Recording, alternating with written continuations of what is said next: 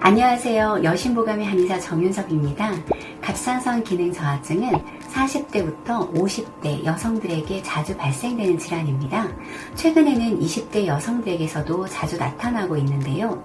갑상선 기능 저하증은 한번 발생되면 장기적으로 호르몬제를 복용해야 되고 재발도 잦아서 평생 동안 관리를 해야 되는 질환입니다.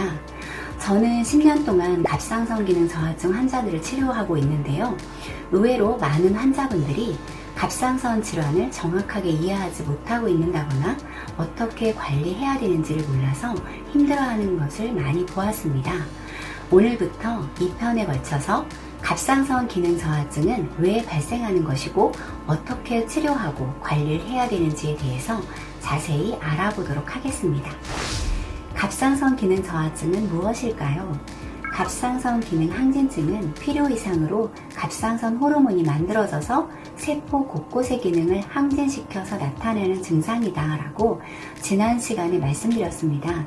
갑상선 기능 저하증은 이와 반대로 갑상선 세포에서 갑상선 호르몬을 만들어내는 양이 너무 적을 때 나타나는 증상을 말합니다. 갑상선 기능 저하증은 왜 발생할까요? 갑상선 세포가 갑상선 호르몬을 적게 만들게 되는 이유는 첫 번째로 갑상선 세포 자체의 결함으로 세포가 기능을 못하는 경우, 두 번째로 갑상선 항진증을 치료하면서 방사선 요오드 치료나 항갑상선 요법을 통해 갑상선 세포가 파괴된 경우, 세 번째로 갑상선 수술을 통해 갑상선이 제거된 경우, 마지막으로 스트레스나 만성피로, 불면 등으로 전신의 기능이 떨어졌을 때 일시적으로 갑상선 기능이 떨어지는 경우 등이 있습니다. 첫 번째, 갑상선 세포의 자체 결함은 갑상선 호르몬을 합성하는 중간 과정에 항체가 끼어들어서 방해하는 경우를 말하는데요. 이것을 하시모토병이라고 합니다. 하시모토병은 하시모토가 갑상선 세포 중 여포강이 파괴된 것을 발견하고 여포강을 파괴시키는 특정 항체가 있다는 것을 알아냈기 때문에 붙여진 병명입니다. 한국에 있는 1차성 갑상선 기능 저하 환자의 90% 정도는 하시모토 병에 의한 갑상선 저하가 대부분입니다. 하시모토 갑상선염은 그레이브스 병과 마찬가지로 갑상선 세포 안에 자가 면역 항체가 존재합니다. 주로 가족력이 있는 경우가 많이 있으나 가족력이 있고 항체가 있더라도 호르몬은 정상으로 분비되는 경우가 많이 있으며 환경적인 요인과 스트레스로 인해 세포의 면역력이 떨어지면 갑상선 호르몬의 이상이 발생하게 됩니다. 결국 하시모토 갑상선염도 자기관리와 초기 치료가 중요하다는 것입니다. 갑상선 기능 저하증의 주된 증상은 피로, 부종, 체중 증가 세 가지로 요약됩니다. 목의 건조와 이물감, 추위, 생리불순, 콜레스테롤 과다, 탈모, 변비 등의 증상들도 있지만 이런 증상들은 공통적으로 나타난다기보다는 개별적인 경우가 대부분입니다. 갑상선 기능 저하증을 알아보는 검사는 어떤 것들이 있을까요?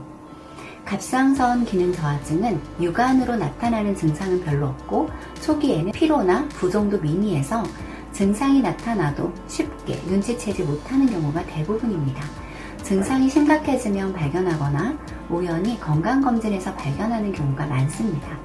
갑상선 기능 저하증이 의심되면 혈액 검사를 통해 갑상선 기능 검사를 하게 됩니다. 갑상선 기능 검사를 통해서 TSH 수치가 증가하고 T3, 프리티퍼 수치가 감소하면 갑상선 기능 저하증 중증으로 판단합니다. T3와 프리티퍼의 수치가 정상이더라도 TSH가 높으면 잠재적 갑상선 기능 저하증으로 판단합니다. 하시모토 갑상선염의 경우에는 추가적으로 항체 검사를 해서 TPO 안티바디와 TG 안티바디가 양성이면 하시모토 갑상선염으로 진단하게 됩니다. 갑상선 기능 저하가 중증이면 매일매일 몸이 심각하게 부으면서 일상생활을 하기 힘들 정도로 피곤합니다. 체중이 단기간에 10kg, 많게는 30kg까지 늘기도 합니다. 잠재적 갑상선 기능 저하라면 서서히 갑상선 기능 저하가 진행되는 것으로 본인이 뚜렷하게 증상을 느끼지 못하더라도 미리 대비를 하는 것이 좋습니다. 하시모토 갑상선염이면 평생 회복과 재발이 반복될 수 있다고 생각하고 늘 갑상선 관리에 신경 써야 합니다. 주기적으로 호르몬 검사를 받고 몸이 피로에 노출되지 않도록 관리를 해야 합니다. 갑상선 기능 저하증의 치료는 어떻게 할까요? 갑상선 기능 저하증의 치료는 주로 갑상선 호르몬의 수치를 보고 갑상선 호르몬제를 투여하는 치료를 하게 됩니다. 보통은 신지로이드나 콤지로이드 등의 약을 투여하며 3개월에서 6개월 단위로 관찰하면서 양을 조절합니다. 갑상선 호르몬은 항상 일정한 양의 조절이 중요하므로 주기적으로 호르몬의 농도를 측정해서 호르몬제의 양을 조절하게 됩니다. 호르몬제를 복용할 때의 부작용은 특별히 없으나 신체의 상태에 따라서 호르몬이 잘 반응하기도 하고 효과가 떨어지기도 합니다. 갑상선 호르몬제를 장기적으로 복용하게 되면 갑상선 세포는 더 이상 기능을 하지 않으면서 퇴화될 수밖에 없습니다. 그래서 한번 호르몬제 복용을 시작하면 쉽게 끊지 못하는 경우가 대부분입니다. 갑상선 호르몬제는 외부에서 투여하는 것보다는 스스로 만들어내야 흡수도 잘 되고 기능도 잘하게 됩니다. 호르몬제를 복용하더라도 건강관리를 통해서 장기적인 복용을 줄이고 갑상선 스스로 호르몬을 분비하도록 한다면 다시 재발이 되지 않고 치료를 할 수 있습니다. 갑상선암 수술이나 방사선 요오드 치료 등으로 갑상선이 제거된 경우에는 부득이 호르몬제를 평생 복용하게 됩니다.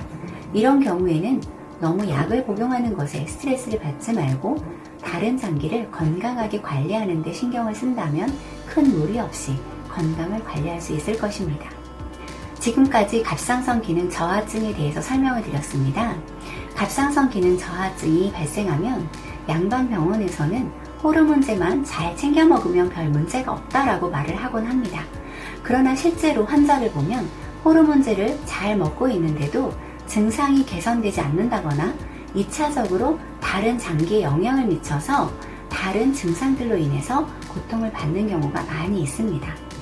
다음 이 시간에는 갑상선 기능 저하증을 한방에서는 어떻게 치료하고 후유증을 어떻게 관리하는지에 대해서 자세히 알아보도록 하겠습니다. 감사합니다.